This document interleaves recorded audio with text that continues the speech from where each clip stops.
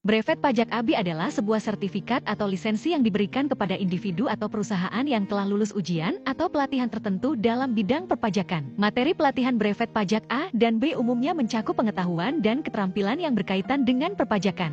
Dan inilah 7 materi brevet pajak ABI yang akan kalian dapatkan jika mengikuti pelatihan di Zen Solusi Indonesia. 1. Ketentuan umum dan tata cara perpajakan. Ketentuan umum dan tata cara perpajakan adalah serangkaian aturan dan prosedur yang mengatur bagaimana perpajakan dilakukan di suatu negara. 2. Pajak penghasilan pemotongan pemungutan. Pajak penghasilan pemotongan atau pemungutan adalah sistem pemotongan atau pemungutan pajak yang dilakukan oleh pihak ketiga, seperti perusahaan atau lembaga keuangan, atas nama individu atau perusahaan yang merupakan wajib pajak. Sistem ini umumnya diterapkan untuk memudahkan pengumpulan pajak dan memastikan bahwa pajak dibayarkan secara tepat waktu. 3. Pajak penghasilan orang pribadi. Pajak penghasilan orang pribadi adalah pajak yang dikenakan kepada individu atas penghasilan yang diterima dalam 1 tahun pajak. 4.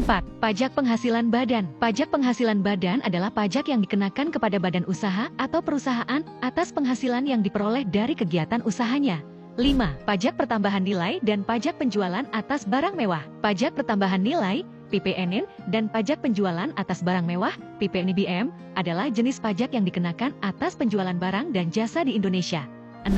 Pajak bumi dan bangunan, biaya perolehan hak atas tanah dan bangunan (BPASTP) dan bea materai. Pajak bumi dan bangunan (PBB), biaya perolehan hak atas tanah dan bangunan (BPASTB) dan bea materai adalah beberapa jenis pajak dan biaya terkait dengan kepemilikan properti atau tanah di Indonesia.